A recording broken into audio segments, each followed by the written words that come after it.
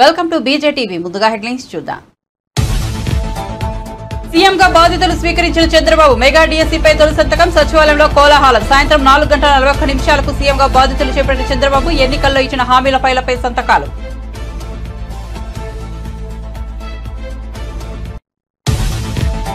ఇటీవల ఎన్నికల్లో వైసీపీ ఘోర పరాజయం. ప్రస్తుతం కూటమి హనీమూన్ నడుస్తోందన్న జగన్. శిశుపాలుడు మాదిరి చంద్రబాబు తప్పులను కూడా లెక్కిద్దామని పిలుపు. చంద్రబాబు పాలనలో త్వరగా తప్పులు పండుతాయని వెల్లడి.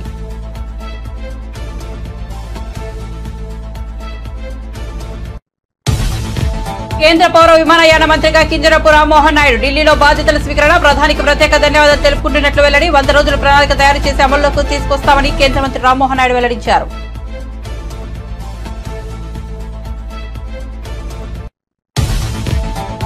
జగన్ గురించి మాట్లాడడం ఇక వేస్ట్ అన్న ఎమ్మెల్యే రఘురామకృష్ణరాజు. నాపై కస్టడీ టార్చర్ జరిగింది కాబట్టి పోలీస్ కంప్లైంట్ ఇచ్చా. నాకే న్యాయం జరగకుంటే ప్రజలకు నమ్మకం పోతుందని వ్యాఖ్య. కంప్లైంట్ ఇచ్చే విషయంలో తాను ఎవరితోనూ మాట్లాడలేదని వివరణ.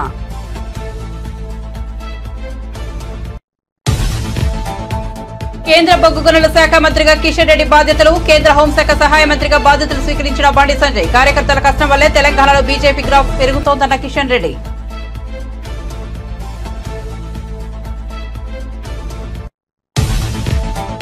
యడియూరప్పకు నాన్ బెయిలబుల్ అరెస్ట్ వారెంట్ జారీ. ఫోక్సో కేసులో వారెంట్ జారీ చేసిన బెంగళూరు స్పెషల్ కోర్టు. 17 ఏళ్ల బాలికపై లైంగిక దాడి కేసులో యడియూరప్పపై కేసు నమోదు. విచారణకు హాజరు కావాలని ఇప్పటికే సిఐడి నోటీసులు. విచారణకు హాజరవుతానని చెప్పిన మాజీ సీఎం. ఓడితే రాజకీయాల నుంచి తప్పుకుంటానన్న ఛాలెంజ్ పై అనిల్ కుమార్ ఆసక్తికర వ్యాఖ్యలు. లోక్సభ ఎన్నికల్లో లావు శ్రీకృష్ణదేవరాయల చేతిలో ఓటమి. తన ఛాలెంజ్ ను ఎవరూ స్వీకరించలేదని వెల్లడి. అందుకే మాటను కట్టుబడి ఉండాల్సిన పని లేదని స్పష్టీకరణ.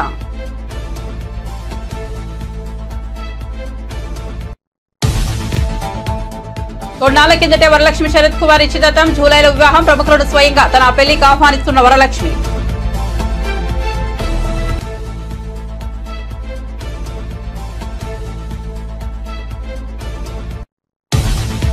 ఇక వార్త వివరాల్లోకి వెళ్తే టీడీపీ అధినేత చంద్రబాబు ఏపీ ముఖ్యమంత్రిగా బాధ్యతలు స్వీకరించారు. వెలగపూడిలోని రాష్ట్ర సచివాలయం మొదటి బ్లాక్ లో ఉన్న ఛాంబర్లో సాయంత్రం 4:41 చంద్రబాబు సీఎంగా బాధ్యతలు అందుకున్నారు.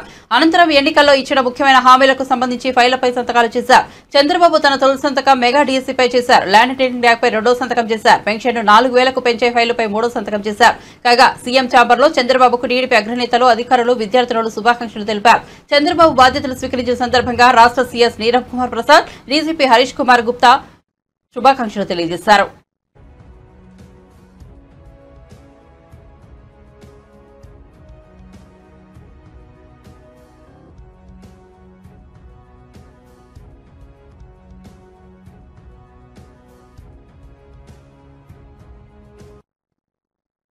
ఏపీ ముఖ్యమంత్రి చంద్రబాబు తిరుమల పర్యటన అనంతరం విజయవాడ చేరుకున్నారు. కనకదుర్గమ్మ దర్శనం కోసం కుటుంబ సమేతంగా ఇంద్రకీలాద్రికి విచ్చేశారు. దేవాదాయ శాఖ కమిషనర్, ఎన్టీఆర్ జిల్లా కలెక్టర్, ఆర్ఈఓ తదితర అధికారులు సీఎంకు స్వాగతం పలికారు. కుటుంబ సభ్యులతో కలిసి దుర్గమ్మను దర్శించుకున్న చంద్రబాబు మొక్కులు చెల్లించుకున్నారు. చంద్రబాబు రాక నేపథ్యంలో విద్యార్థులు ఇంద్రకీలాద్రిపై సంప్రదాయ నృత్యంతో అలరించారు. అమ్మవారి దర్శనం అనంతరం చంద్రబాబు ఉండవల్లి నివాసానికి చేరుకున్నారు.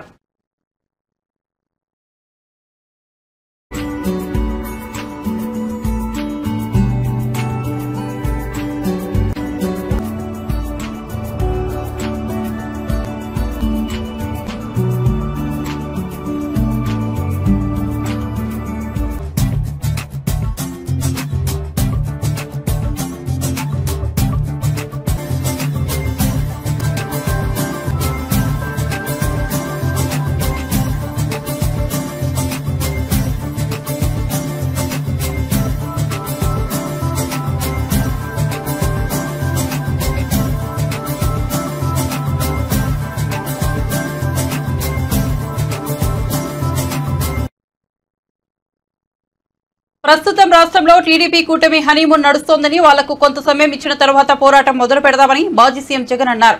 ఆయన వైసీపీ ఎమ్మెల్సీలతో సమావేశం నిర్వహించారు. ఈ సందర్భంగా మాట్లాడుతూ చంద్రబాబు హయాంలో పాపాలు చాలా త్వరగా పండుతాయని, గతంలోనూ చంద్రబాబు పాపాలు ఎలా పండాయో అందరం చూశామని తెలిపారు.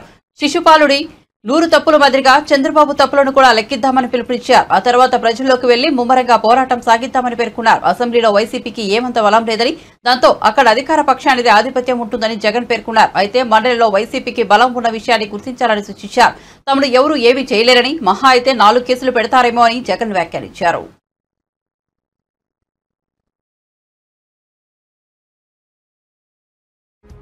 గతంలో కూడా ఇదే మాదిరిగా పరిస్థితులు ఉన్నప్పుడు కూడా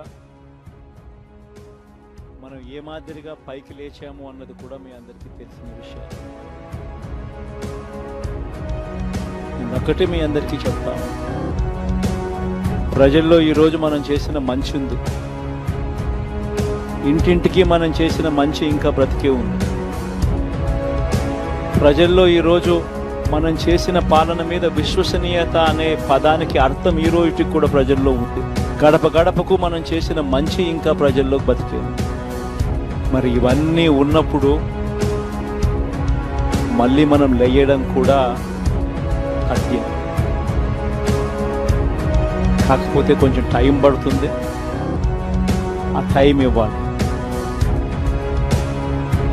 ఆ టైం ఇచ్చినప్పుడు, అది జరిగినప్పుడు, పాపాలు పండినప్పుడు ఖచ్చితంగా మళ్ళీ మనం పైకి లేస్తాం. ఈ విషయం ప్రతి ఒక్కరం కూడా గుర్తుపెట్టుకోవాలి. ఎందుకు ఈ మాట కూడా చెప్తా ఉన్నానంటే, రాజకీయాలలో అన్నిటికన్నా ముఖ్యమైన అంశం క్యారెక్టర్, విలువలు, విశ్వసనీయత. ఈ పదాలకు అర్థం తెలిసి ఉండడం రాజకీయాలలో చాలా అవసరం. రాజకీయం అంటే ఎల్లవేళలా అధికారమే కాదు. అధికారంలో లేనప్పుడు కష్టాలు ఖచ్చితంగా వస్తాయి, కానీ ఖచ్చితంగా కష్టాలు వచ్చినప్పుడు మనం ఖచ్చితంగా ఏ రకంగా రియాక్ట్ అవుతామన్నది మన చేతుల్లో. విలువలు, విశ్వసనీయత లేని మనిషిగా రాజకీయాలు చేద్దామా, లేదా కష్టాలు వచ్చినప్పుడు ఆ కష్టాలను ఎదుర్కొని హుందాగా నిలబడుతూ మళ్ళీ 5 సంవత్సరాలు కన్ను మూసుకుంటే 5 సంవత్సరాలు అయిపోతాయి, మళ్ళీ 5 సంవత్సరాల తర్వాత మన పాలన వస్తుంది, మన ప్రభుత్వం వస్తుంది, అప్పుడు మళ్ళీ మనమే ఆందోళన ఎక్కుతామన్నది కూడా గుర్తుపెట్టుకొని అడుగులు వేస్తామా అన్నది మనలో ప్రతి ఒక్కరూ కూడా ఆలోచన చేసుకోవాలి.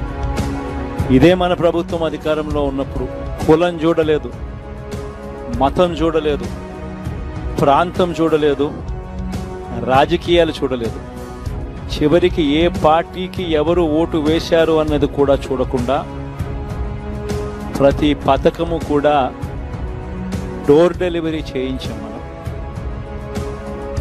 అర్హత మాత్రమే ప్రామాణికంగా తీసుకుని ప్రతి పథకము, ప్రతి మంచి కూడా ప్రతి ఇంటికి డోర్ డెలివరీ చేయించాం.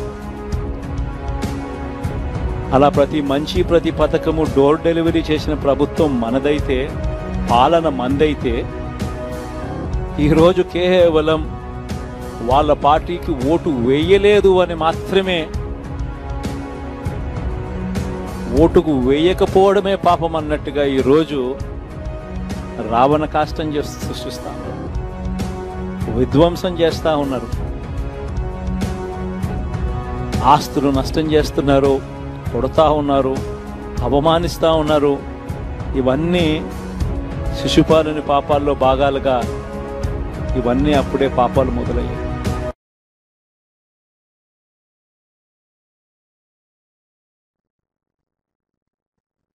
కేంద్ర పౌర విమానయాన శాఖ మంత్రిగా నియమితులైన టీడీపీ యువ ఎంపీ కింజరపు రామ్మోహన్ నాయుడు ఢిల్లీలోని రాజీవ్ గాంధీ భవన్లో కేంద్ర మంత్రిగా బాధ్యతలు స్వీకరించారు. ఈ సందర్భంగా రామ్మోహన్ నాయుడు మాట్లాడుతూ ఈ బాధ్యత అప్పగించిన ప్రధాని నరేంద్ర మోదీకి ప్రత్యేక ధన్యవాదాలు తెలుపుకుంటున్నారని వెల్లడించారు. కేంద్ర కేబినెట్ లో అత్యంత పిండ వయస్కుడైన తనపై బాధ్యతను మోపారని, ప్రధానికి యువతపై ఉన్న నమ్మకం దీని ద్వారా అర్థమవుతోందని అన్నారు. 100 రోజుల ప్రణాళిక తయారు చేసి దాన్ని అమల్లోకి తీసుకొస్తామని రామ్మోహన్ నాయుడు తెలిపారు. టెక్నాలజీ వినియోగంతో పౌర విమానయానాన్ని మరింత ముందుకు తీసుకెళ్లేందుకు కృషి చేస్తానని చెప్పారు. చేస్తానని మోదీ గారికి, మా చంద్రబాబు నాయుడు గారికి, అలాగే దేశ ప్రజానికానికి అందరికీ కూడా ఈ సందర్భంగా తెలియజేసుకుంటున్నాను.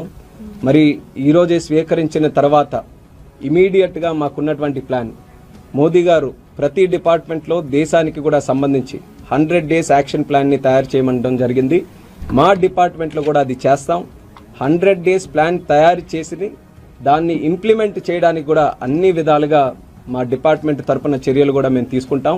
అలాగే 100 డేస్ ప్లాన్ నుంచి 100 ఇయర్స్ ఆఫ్ ఇండిపెండెన్స్ వరకు, అంటే 2047వ సంవత్సరం వరకు కూడా ఈ సివిల్ ఏవియేషన్ డిపార్ట్మెంట్లో ఏ కార్యక్రమాలు చేయాలి దాని మీద ప్రత్యేకమైనటువంటి దృష్టి పెట్టి ఈ 5 సంవత్సరాలు కూడా సివిల్ ఏవియేషన్ మినిస్ట్రీలో బలమైనటువంటి పునాదులు దేశంలోనే కాదు ప్రపంచంలోనే ఒక ఉన్నతమైనటువంటి సెక్టర్గా తయారు చేయడానికి మా వంతుగా చర్యలు తీసుకుంటామని కూడా హామీ ఇస్తున్నాను. అలాగే ఈరోజు టెక్నాలజీని ఎక్కువ శాతం మన డిపార్ట్మెంట్లో వినియోగించుకొని సామాన్య ప్రయాణికుడికి ఈజ్ ఆఫ్ ఫ్లయింగ్ తీసుకొని వచ్చే విధంగా కార్యక్రమాలు చేస్తాం. ఈజ్ ఆఫ్ ఫ్లయింగ్లో సేఫ్టీ ఉండాలి, కంఫర్ట్ ఉండాలి, కన్వీనియన్స్ ఉండాలి. వాళ్ళకి ఎప్పుడైనా సరే ఎటువంటి సమస్య వస్తే సరైనటువంటి రిడ్రెసల్ మెకానిజం కూడా మన ప్రభుత్వం నుంచి డిపార్ట్మెంట్ నుంచి ఉండే విధంగా ఈ 100 days యాక్షన్ ప్లాన్ కానీ వచ్చే 25 సంవత్సరాల తాలూకు యాక్షన్ ప్లాన్ కానీ ఈజ్ ఆఫ్ ఫ్లయింగ్ మీద మేము దృష్టి పెడతామని కూడా ఈ సందర్భంగా తెలియజేసుకుంటున్నాను. అలాగే ఇప్పుడున్నటువంటి ఎన్వైర్న్మెంట్ పరిస్థితులు కూడా చూసుకుంటే ఎన్వైర్న్మెంట్ ఫ్రెండ్లీగా కూడా డిపార్ట్మెంట్ రన్ చేయాలి. గతంలో కూడా మోదీ గారు గత 10 సంవత్సరాలుగా అన్ని డిపార్ట్మెంట్స్లోనూ కూడా ఇది అలవాటు చేయడం జరిగింది. నేను కూడా చంద్రబాబు నాయుడు గారితో సుదీర్ఘంగా పనిచేశాం. గత 10 సంవత్సరాలుగా పార్లమెంట్ సభ్యుడిగా ఉన్నప్పుడు, ఆయన ముఖ్యమంత్రిగా ఉన్నప్పుడు కానీ, ఆయన పార్టీని లీడ్ చేసినప్పుడు కానీ ఆయన తాలూకు కార్యక్రమాలు స్పష్టంగా చూశాను. ఎంత రెస్పాన్సిబుల్గా లీడర్షిప్ని ముందుకు నడిపించాలనేది ఆయన దగ్గర నేర్చుకున్నాం. పేపర్లెస్ చేయాలి, లేకపోతే రెన్యూబుల్ ఎనర్జీస్ని మనం వాడుకోవాలనేది చంద్రబాబు నాయుడు గారు కూడా మాకు నేర్పించినటువంటి నాయకత్వం. దాన్ని సివిల్ ఏవియేషన్ మినిస్ట్రీలో కూడా వాడుతాం. సివిల్ ఏవియేషన్ మినిస్ట్రీని కూడా 100% ఈకో ఫ్రెండ్లీగా, ఎన్వైర్న్మెంట్ ఫ్రెండ్లీగా తయారు చేయడానికి మా వంతుగా చర్యలు కూడా తీసుకుంటాం. చాలా వరకు ఎయిర్పోర్ట్స్ అన్నీ కూడా ఆ దిశలో ముందుకు వెళ్ళాయి. భవిష్యత్తులో 100% దేశంలో ఉన్నటువంటి ఎయిర్పోర్ట్స్ కానీ మనం చేసే కార్యక్రమాలు కానీ eco friendly and environment friendly చేసే విధంగా కార్యక్రమాలు చేస్తాం.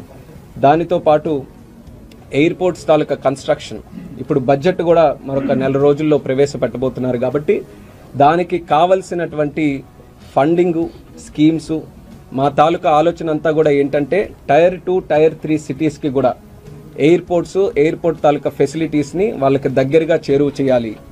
ఒక కామన్ వెహికల్ కింద ఎయిర్ ఫ్లయింగ్ని అందుబాటులో సామాన్యుడు కూడా తీసుకొని రావాలి. ఆ ప్లానింగ్తో ఇన్ఫ్రాస్ట్రక్చర్ ప్రాజెక్ట్స్ ఈరోజు కొత్తగా స్టార్ట్ చేయాల్సినవి కాదు, గతం నుంచి కూడా రన్ అవుతున్నాయి, కొన్ని మధ్యలో ఉన్నాయి. వాటికి కూడా ఫండింగ్ అంతా కేటాయించుకొని దాన్ని ఫుల్ ఫ్లెడ్జ్డ్గా కంప్లీట్ చేయడానికి కేంద్ర ప్రభుత్వం ఫైనాన్స్ డిపార్ట్మెంట్ తాలూకా సహకారం తీసుకుంటాం. అది కూడా మా ప్లానింగ్లో.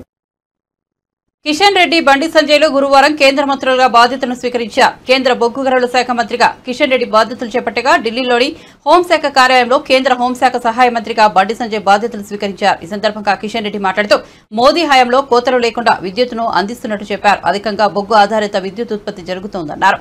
ఇతర దేశాల నుంచి మనం బొగ్గును దిగుమతి చేసుకుంటున్నామని తెలిపారు. మున్ముందు దిగుమతిని తగ్గించి దేశీయంగా ఉత్పత్తిని పెంచుతామన్నారు. ఖనిజాల అన్వేషణ, త్రవ్వకాల ద్వారా ఉపాధి కల్పనకు కృషి చేస్తామన్నారు. బొగ్గు గనుల మంత్రిత్వ శాఖల అధికారులతో ఒక బృందంగా నిబద్ధతతో పనిచేస్తామని కిషన్ రెడ్డి పేర్కొన్నారు.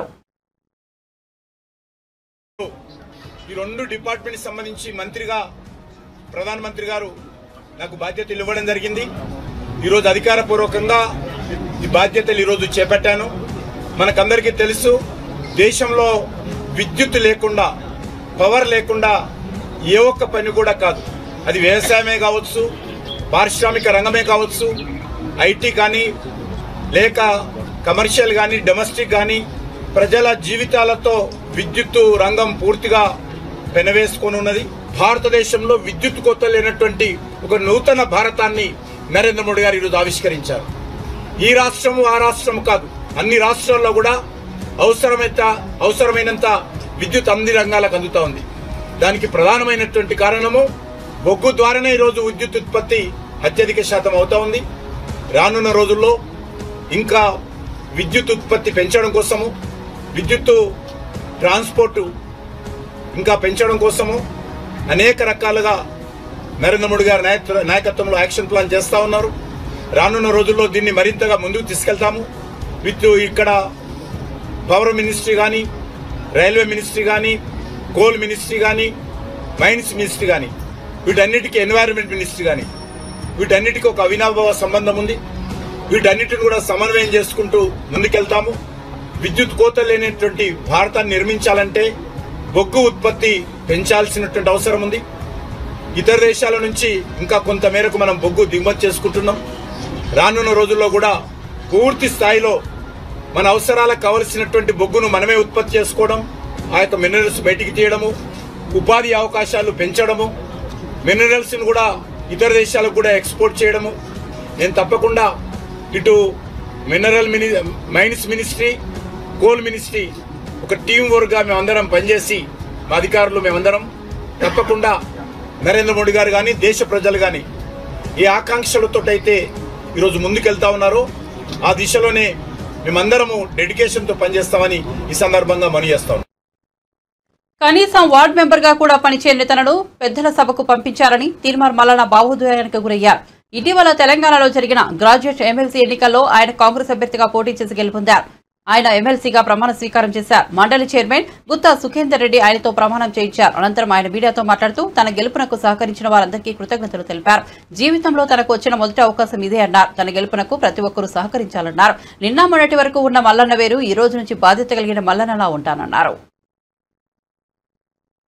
నమస్కారం. ఇవాళ శాసన మండలి సభ్యుడిగా గౌరవ చైర్మన్ గారి సమక్షంలో ప్రమాణం చేయడం జరిగింది.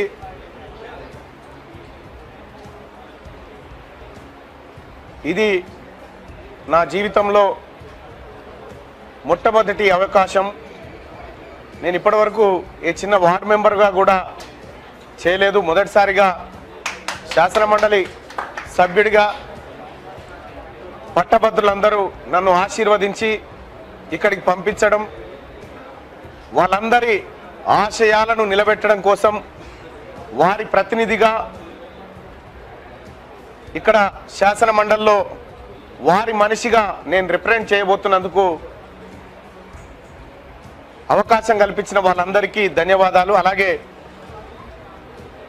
తెలంగాణ రాష్ట్ర ప్రభుత్వం, ముఖ్యంగా మా గౌరవ ముఖ్యమంత్రి రేవంత్ రెడ్డి గారు, అలాగే AICC general secretary and in charge Deepa Das Munshi garu, మా గౌరవ ఉప ముఖ్యమంత్రి వర్యులు మరియు మంత్రులు, ఎమ్మెల్యేలు, ఎమ్మెల్సీలు, పిసిసి కమిటీలు, డిసిసిలు, మరీ ముఖ్యంగా కాంగ్రెస్ పార్టీ కార్యకర్తలు అందరూ కూడా, ఇండియా కూటమిలో ఉన్నటువంటి సిపిఎం, సిపిఐ, తెలంగాణ జనసమితి, వివిధ ఉద్యోగ ఉపాధ్యాయ కుల సంఘాలు, జర్నలిస్టు సోదరులు అందరికి కూడా హృదయపూర్వక ధన్యవాదాలు తెలియజేసుకుంటూ నన్ను ఇక్కడి వరకు తీసుకొచ్చినటువంటి మీ అందరికీ శిరస్సు వంచి నమస్కరిస్తూ, ఇవాళ నిన్న మొన్నటిదాకా ఉన్నటువంటి మల్లన్న వేరు, ఈరోజు బాధ్యత కలిగిన మల్లన్నగా మీ ముందు ఉంటానని మీడియా ద్వారా పట్టభద్రులకు అందరికీ తెలియజేస్తా ఉన్నా. మరి ముఖ్యంగా ఈ గెలుపులో తమ భుజాల మీద వేసుకున్నటువంటి తీన్మార్ మల్లన్న టీం కుటుంబ సభ్యులందరికీ ధన్యవాదాలు తెలియజేస్తాం.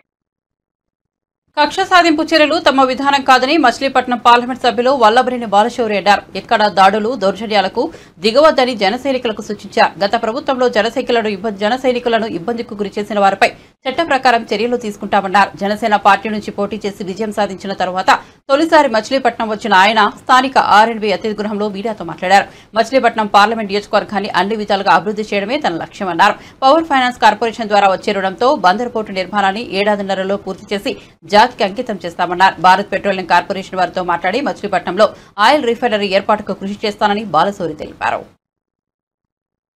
సైనికులందరికీ కూడా నేను ఒక విజ్ఞప్తి చేస్తా ఉన్నాను. మన పద్ధతి వేరు, మన వ్యవహార శైలి వేరు. ఎక్కడ అనవసరంగా దౌర్జన్యాలు మీరు చేయొద్దు, దాడులు చేయొద్దు. వాళ్ళు చేసినటువంటి తప్పులు ఏదైతే ఉన్నాయో చట్టపరంగా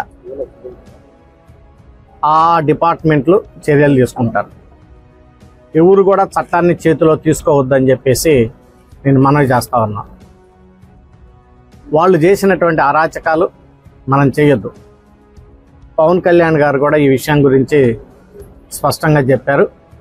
మనం ఒక క్రమశిక్షణ కలిగినటువంటి జన సైనికులుగా, కార్యకర్తలుగా మనం ప్రవర్తించాలనేటువంటిది ప్రతి ఒక్క జన సైనికుడిని నేను కోరుతా ఉన్నాను. అందరం కాన్సన్ట్రేట్ చేయాల్సింది అభివృద్ధి మీద. అదే రకంగా ప్రజలకు ఉన్నటువంటి సమస్యలు, ప్రధానమైనటువంటి సమస్యల మీద మనం అర్థం చేసుకొని ఆ సమస్యలను పరిష్కరించడానికి గెలిచిన అభ్యర్థులందరం కూడా కృషి చేయాలి. పవర్ ఫైనాన్స్ కార్పొరేషన్ ద్వారా లోన్ తీసుకొచ్చి పోర్టుని డెవలప్ చేస్తూ ఉన్నాం.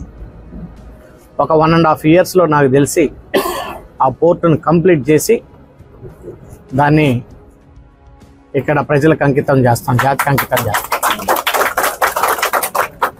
ఆ పోర్టు పక్కన ఉన్నటువంటిది దాదాపు 4-5 వేల ఎకరాల ల్యాండ్లో ఒక మంచి ఇండస్ట్రియల్ హబ్గా తయారు చేసి అనేక మందికి ఉపాధి అవకాశాలు కలిగే విధంగా ఒక చక్కటి ప్లాన్ తోటి నేను కృషి చేస్తాను.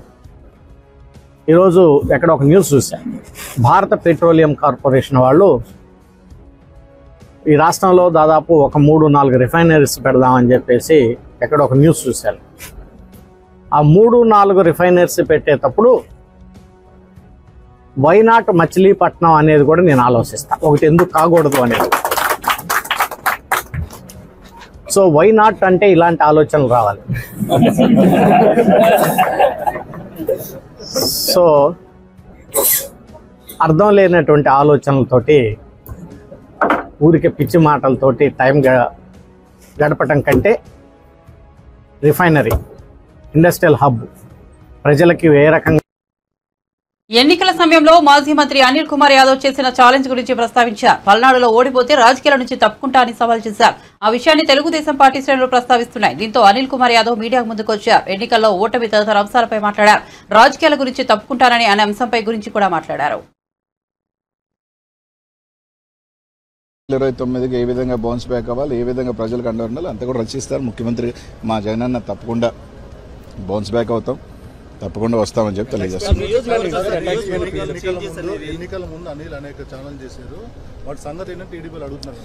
ఇప్పుడు ఒకసారి మీరు అందరూ ఆలోచన చేయాలా.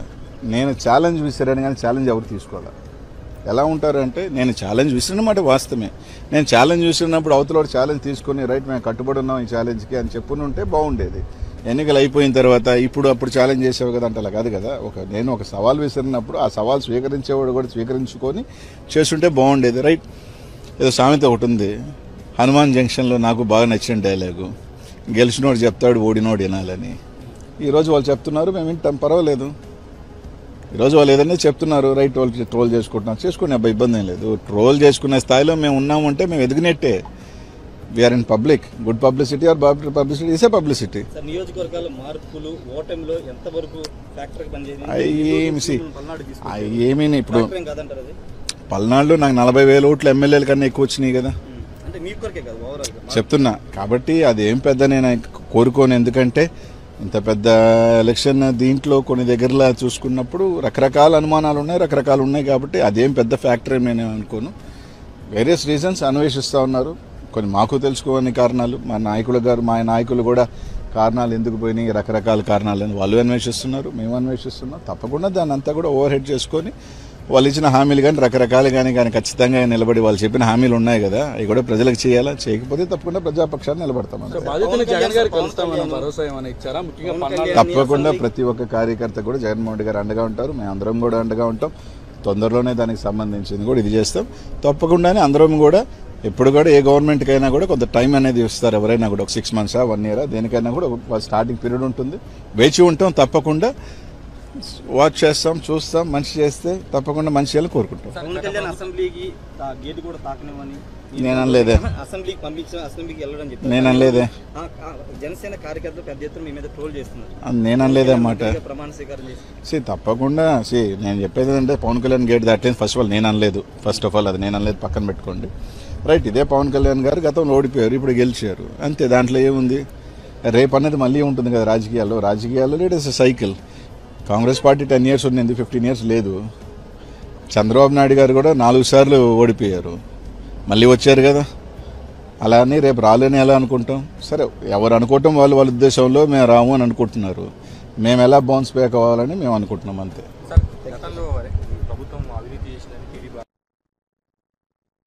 ఆంధ్రప్రదేశ్ మాజీ ముఖ్యమంత్రి జగన్మోహన్ రెడ్డి గురించి ఇకపై తాను వ్యక్తిగతంగా మాట్లాడబోనని టీడీపీ ఎమ్మెల్యే రఘురామకృష్ణరాజు స్పష్టం చేశారు. ఈ మేరకు గురువారం ఉదయం మీడియా సమావేశం ఏర్పాటు చేసి మాట్లాడారు. దీనిపై మరింత వివరణ ఇస్తూ మంచో చెడో చేయాల్సింది చేశాడు, వెళ్లిపోయాడు. ఇప్పుడు ప్రజలు ఆ విషయం పట్టించుకోరు. ప్రజల దృష్టి ఇప్పుడు మాపై ఉంటుంది. కొత్త ప్రభుత్వం ఎన్నికల హామీలు నిలబెట్టుకుంటుందా, ఎలా నెరవేర్చుతుందనే చూస్తారు. అందుకే మేం కూడా మా హామీలను అమలు చేసే విషయంపైనే దృష్టి కేంద్రీకరిస్తామని రఘురామన్ అన్నారు. ఇకపై జగన్ పై కానీ వైసీపీ పైన కానీ ప్రజల దృష్టి ఉండకూడదు అని కూడా వివరించారు. ఎన్నికల ఫలితాల తర్వాత జరిగిన తొలి సమావేశంలో ఎమ్మెల్యేలను ఉద్దేశించి తమ పార్టీ నేత చంద్రబాబు మాట్లాడుతూ ప్రజలు మనకు అధికారం ఇవ్వలేదు, బాధ్యతను కట్టబెట్టారని చెప్పారు. అందుకే మనం దాడులు అవి ఇవి చేయొద్దని అందరికీ స్పష్టం చేశారన్నారు. తప్పు చేసిన వాళ్లను చట్ట శిక్షించాలని చెప్పారన్నారు. అందుకే తనపై జరిగిన కస్టోడియల్ దాడిపై పోలీసులకు ఫిర్యాదు చేశానని రఘురామ వివరించారు. అది పిచ్చి ఆసుపత్రిలో చేసుకోవాలి. అక్కడ ప్రమాణ స్వీకారాలు ఏంటి, ప్రజలు ఓట్లన్నీ అక్కడ పడిపోయినాయి, చాలా దారుణంగా ఉన్న పరిస్థితి. పందాలు కాయకండి రా బాబు, తర్వాత మళ్ళీ మీరు ఇబ్బంది పడతారని కూడా చెప్పారు. ఆ పందాలు కాసుకున్న వాళ్ళు కొద్దిమంది ఆత్మహత్య చేసుకుంటున్నారు. సో మనస్తాపంతో ఆత్మహత్య అని చెప్పి, వైసీపీ రాలేదని మనస్తాపంతో ఆత్మహత్యలు అని చెప్పి, మళ్ళీ దానికి ఒక డిఫరెంట్ మీనింగ్. మళ్ళీ జగన్మోహన్ రెడ్డి గారు బహుశా ఓదార్పు యాత్ర 2.0 స్టార్ట్ చేస్తారేమో, నాకు తెలియదు. నేను ఇంకా ఈ రోజు నుంచి వ్యక్తిగతంగా జగన్మోహన్ రెడ్డి గారి గురించి నేను మాట్లాడుకుంటున్నాను. ఎందుకంటే ఆయన భాషలో చెప్పాలంటే మంచో షేడో, ఆయన చేయాల్సింది చేశాడు, వెళ్ళిపోయాడు. ఇప్పుడు జనాలు చూసేది మేమేం చేస్తాం, మేము ఇచ్చిన హామీలు ఎలా నెరవేరుస్తాం. ఎన్నో హామీలు ఇచ్చాం, ఆ హామీలు నెరవేరుస్తారా లేదా అనే దాని మీద జనం దృష్టి ఉంటుంది తప్ప జనాల దృష్టి ఇంకా జగన్మోహన్ రెడ్డి గారి మీద కానీ వైఎస్ఆర్ కాంగ్రెస్ పార్టీ మీద కానీ ఉండదు, ఉండకూడదు కూడా, అనవసరం. ఇప్పుడు మేము మాట ఇచ్చాం, మా మాట ప్రజలు విశ్వసించారు. జగన్మోహన్ రెడ్డిని కాదనుకున్నారు. మాకు మేము ఊహించిన దానికన్నా కూడా పెద్ద అందలం ఎక్కించారు. మొన్న మా ఎమ్మెల్యేల మీటింగ్లో కూడా చంద్రబాబు నాయుడు గారు అదే స్పష్టంగా చెప్పారు. మనకి ప్రజలు అధికారం ఇవ్వలేదు, మనకి ప్రజలు ఒక బాధ్యత అప్పచెప్పారు. ఆ బాధ్యతని సక్రమంగా నిర్వహించాలి. దాడులు ఇటువంటివి మనం చేయకూడదు. చట్ట ప్రకారం తప్పు చేసిన వాళ్ళని శిక్షించాలి. సో దీనికి ఒకరోజు ముందుగానే నేను చట్ట ప్రకారం ఒక పోలీస్ కంప్లైంట్ కూడా ఇవ్వడం జరిగింది. బహుశా నేడో రేపో మరి నిన్నటి వరకు పోలీస్ అంతా కూడా ప్రమాణ స్వీకార ఏర్పాట్లో ఉంది కాబట్టి బహుశా 1-2 రోజుల్లో మరి అది ఎఫ్ఐఆర్ కూడా నా కస్టడీ అంటారు. కర్ణాటక మాజీ ముఖ్యమంత్రి బీజేపీ నేత యడియూరప్పకు నాన్ బెయిలబుల్ అరెస్టు వారెంట్ జారీ అయింది. పోక్సో కేసులో ఆయనకు బెంగళూరు స్పెషల్ కోర్టు ఈ వారెంట్ను జారీ చేసింది. దర్యాప్తు సంస్థ ఆయన అరెస్ట్ చేసే అవకాశాలు కనిపిస్తున్నాయి. 17 ఏళ్ల బాలికపై లైంగిక దాడి కేసులో యడియూరప్పపై కేసు నమోదైంది. ఈ కేసుకు సంబంధించి విచారణకు హాజరు కావాలని సిఐడి మాజీ ముఖ్యమంత్రికి నోటీసులు ఇచ్చింది. విచారణకు హాజరవుతారని ఆయన దర్యాప్తు సంస్థకు సమాధానమిచ్చారు. బులెటిన్ ముగించే ముందు హెడ్లైన్స్ మరోసారి చూద్దాం. సీఎంగా బాధ్యతలు స్వీకరించిన చంద్రబాబు మెగా డీఎస్సీపై తొలి సంతకం. సచివాలయంలో కోలాహలం. సాయంత్రం 4:41 సీఎంగా బాధ్యతలు చేపట్టిన చంద్రబాబు ఎన్నికల్లో ఇచ్చిన హామీల ఫైళ్లపై సంతకాలు.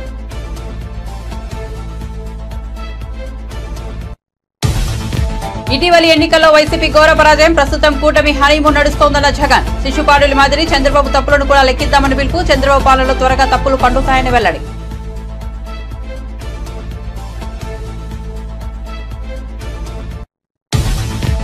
కేంద్ర పౌర విమానయాన మంత్రిగా కింజరపు రామ్మోహన్ నాయుడు ఢిల్లీలో బాధ్యతల స్వీకరణ. ప్రధానికి ప్రత్యేక ధన్యవాదాలు తెలుపుకుంటున్నట్లు వెల్లడి. 100 రోజుల ప్రణాళిక తయారు చేసి అమల్లోకి తీసుకొస్తామన్న కేంద్ర మంత్రి రామ్మోహన్.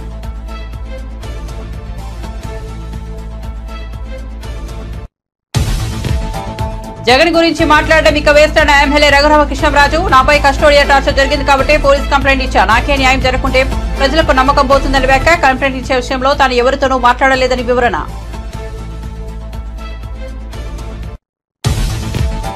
కేంద్ర బొగ్గు గనుల శాఖ మంత్రిగా కిషన్ రెడ్డి బాధ్యతలు. కేంద్ర హోంశాఖ సహాయ మంత్రిగా బాధ్యతలు స్వీకరించిన బండి సంజయ్. కార్యకర్తల కష్టం వల్లే తెలంగాణలో బీజేపీ గ్రాఫ్ పెరుగుతోందన్న కిషన్ రెడ్డి.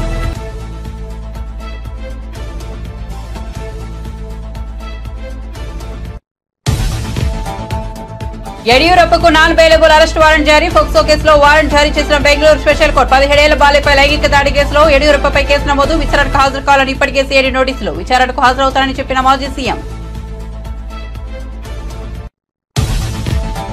ఓడితే రాజకీయాల నుంచి తప్పుకుంటారన్న ఛాలెంజ్ పై అనిల్ కుమార్ ఆసక్తికర వ్యాఖ్యలు. లోక్సభ ఎన్నికల్లో లావు శ్రీకృష్ణదేవరాయల చేతిలో ఓటమి. తన ఛాలెంజ్ ను ఎవరూ స్వీకరించలేదని వెల్లడి. అందుకే మాటకు కట్టుబడి ఉండాల్సిన పని లేదని స్పష్టీకరణ.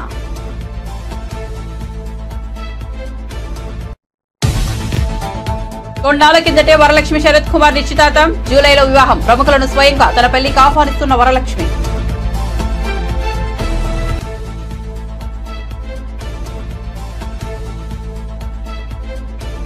మరిన్ని అప్డేట్స్ కోసం చూస్తూనే ఉండండి బీజేటీవీ.